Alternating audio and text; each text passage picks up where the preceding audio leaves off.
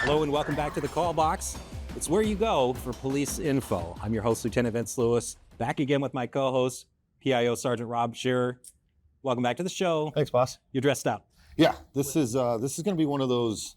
I'm excited for this one. There's going to be some, hopefully, some power behind it. It's going to be a good one. It's a special episode. That's why we're dressed respectfully. We want to talk about something. Sadly, this is one of the things we always say that we're at our best when we're at our worst. We're going to talk about fallen officers and in memoriam. This is a particularly a special time where we are going to be honoring the anniversary of our most recent fallen officer, Officer Zane Coolidge, who we lost in September of 2024. I want to talk about some of the traditions that we have on the department. You're familiar with the historical markers, the memorial markers? Yeah, what we're doing this upcoming week with Officer Zane Coolidge. It's kind of culminates that year, that anniversary, and then obviously we honor each year going through publicly. But this is one of those powerful things for a lot of us, because a lot of them have personal stories for us, and that marker just gives you that element of remembrance, if you will. Yeah. Well, I'll drive by some of the markers for some of the scenes that I've been through, like, for example, the 19th Avenue and Northern, where officers White and Wolf, where we lost them during that incident. I was responding to that incident. And it really does bring back some of those memories that just kind of, reemphasizes why we do what we do and how we do things differently, and those lessons that I'm sure that they would have wanted us to learn. Yeah, I think even just talking about markers and talking about those stories, your blood kind of boils now, if you will, and you kind of get back into that. And it's a unique experience. It's tough at times, but yeah, the honoring element and what we do and how we do it, why we do it, it just brings it all kind of together in one element. So there's 42 markers throughout the city of Phoenix. There is a map available on phoenix.gov/police. You go to in memoriam page, and you'll be able to see where the markers are. There's, like I said, there's 42 markers commemorating the locations of those officers that we lost in the line of duty. If you recall, recently we dedicated a marker in the corner at 2nd and Jefferson to fallen officer David Johnson, who we called Star Johnson. You remember that one? Yeah, I went to that one. And a unique experience of being in PAB. Like, this wasn't something I traditionally went to, you know what I mean? But being a part of that, and again, the power of that being decades after really he lost his life in the 40 years. It was the 80th anniversary. Yeah. I'm sorry. Yep. 80th anniversary. From when he gave his life, for the citizens of Phoenix back then, and some of the nuances of that story and the power of that story, even though it wasn't something, either of us really were part of at all. But it kind of made us part of that. And again, the power of those stories and the power of the stories, you guys, anybody can look on our webpage and check out those memorials and some of the stories with that. Powerful messages throughout. Yeah. So some of the other markers that I remember. So before this new one, we lost Officer Gennaro New on May 31st of 2021. His marker's over at Cave Creek and Greenway. That was a vehicular accident, but we have so many other ones too to commemorate. And unfortunately, I can't go over them all. Yeah. Before that was Commander Greg Carnicle. Yep.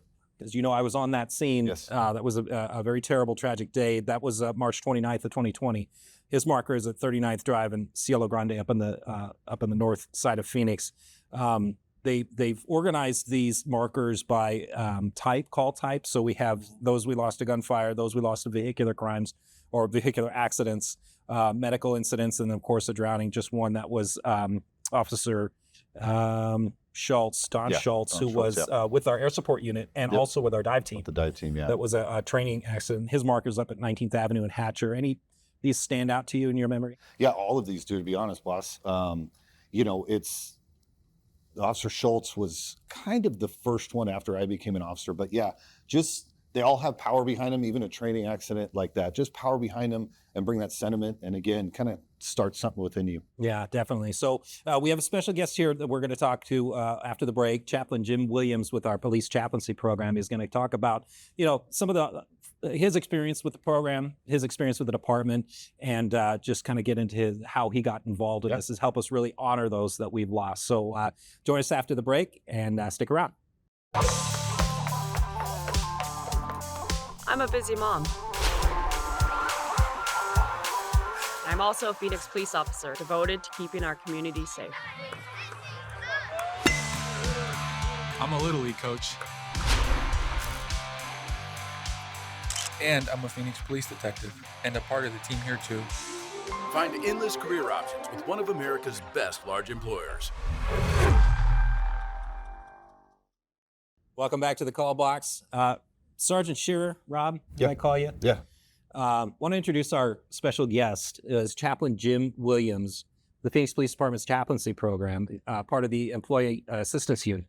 A very, very valuable, powerful unit that reaches out to us in an informal way in most cases and just kind of checks our welfare because, of everything that we go through. We were talking before the break about a historical marker that will be up as of September 3rd of 2025, commemorating Fallen Officer Zane Coolidge, roughly in the area where the incident, his last call for service, happened. Yeah. You had some involvement in the services, the memorial services, the call itself, those types of things. But before we get into that, I would like to know, and I'm sure our viewers and listeners like to know, how did you get teamed up with us, the Phoenix Police Department, as far as a chaplain? Oh, that's a great question. I was working with Arizona Public Service for about, a career, if you will.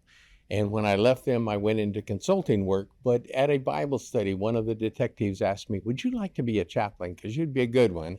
So I thought that was pretty neat to give back to the city of Phoenix, because these folks helped me so many times when the lights were out and the street lights weren't working and all the wires were down across the road.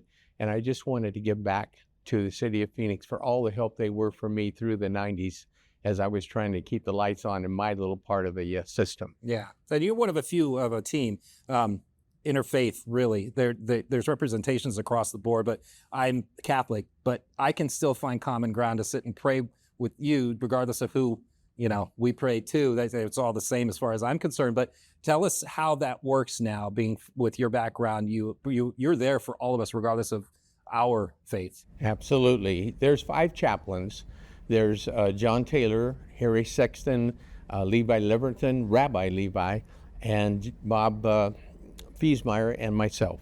And we cross the gamut. I have friends in a number of different religions, and if I run into a bind, I've got people I can call, but we really want to help everybody whenever we're there. So we will pray with them, we'll give them a Bible if they would like to have one, whatever we can do to help them spiritually.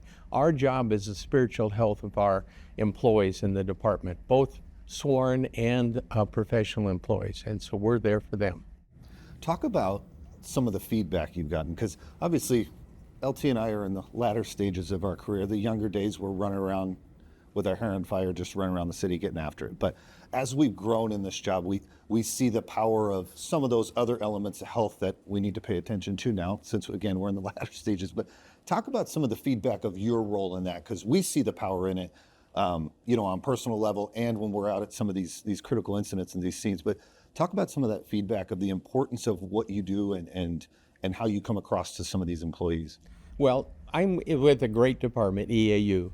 We've got wonderful detectives that have probably been through just about everything that an officer might go through, and they are so helpful to them. And then we've got CPR, which is a contractor that does therapy work for us, and they are phenomenal. But the chaplains actually are kind of like the third ear. We come as spiritual nurturers. We're all pastors. If you look at a pastor definition in Webster, it talks about a spiritual leader. And that's what we attempt to do. Not necessarily a particular type, as you talked about, but a spiritual leader for each and every officer. And what I find is that whenever things are tough, we've got a critical event and somebody's really, really bothered by it, we try to bring a calming effect, try to bring the love that the Lord wants us to bring, the same love and wisdom and discernment that we use in our invocation prayers at the city council, at promotion events, when we do a funeral, when we do a celebration of life. And as we did with Zane's family, we did a candlelight service for his family and all the 700 group and anyone else that wanted to attend. And it was really neat seeing them come together. And the Lord put it on my heart halfway through just to ask everybody to turn to somebody and give them a hug. And from my perspective, looking out at the group, seeing all those people hugging each other, it was awesome. Yeah. It really was. It's powerful. So It was you and I have powerful. co-hosted or at least been involved in many events. I think you and I are part of a lot of promotions and those formal events and things where either I'm emceeing or singing the national anthem, but I always turn it over to you to give us the invocation or the benediction. You're a solid part that the chaplaincy program is a solid part of this department, which is a government department. So how now then do you square a faith-related part or aspect of a government body? Well, what we try to do is maintain a constant level of our prayers being from the Lord. And as we do the things that we do, we pray. And I can't think of a religion that doesn't have prayer involved in it. So we try to stay focused on bringing forward prayer so that everybody can benefit from it. And it's part of the police culture. Yeah. Really, I can't imagine a department that doesn't have Yeah. Right. a chaplaincy program. And there's a huge reason for it. I appreciate everything you and your group does for us. Let's talk about what we're kind of leading into after this airs, commemorating Officer Zane Coolidge and his historical marker. You had a personal experience with that. Talk about your experiences with unfortunately his passing, but talk about some of the experiences you had that week and that day. Well, that day was very special. He'd actually been shot earlier in the week, and I believe, I'm thinking it was a Friday when he actually passed. And it was a very, very moving night. I was in the conference room downstairs that they gave us for the friends and the family and the officers to go to. And there was a room full of officers. I mean, it was huge, and a bunch of extended family down there. And they asked me to pray. And so I was in the middle of prayer at the time that he finally did pass. It was sad, but it was uplifting because we were in prayer with the Lord to bring a feeling of comfort to everybody that was there. That was the intent. It's such an incredible role that I'm sure you have that has blessings and rewards beyond our comprehension, at least in this life. But to have you and to have this program is not only important for me and all the experiences that I've had with it, but I can't imagine the benefit that across the board, the entire department really benefits. So I want to thank you from the bottom of my heart, Chaplain Jim, for being a part of this, and then of course being on the show. Yeah. Thank you very much for Thank you for everything. having me. It is an honor to be with the City of Phoenix Police. It's absolutely an honor to be a part of this organization. Well, we're happy to have you. So I'd like to thank the crew for producing. I'd like to thank you, the viewers and listeners. You can catch the video versions of this show on our YouTube channel. Just want to remind everybody that you too can help solve crime in your community by sending tips to Silent Witness. Visit silentwitness.org or call 480-WITNESS. We're hiring. Go to joinphxpd.com. Follow us on all social media platforms. Until next time, be safe out there.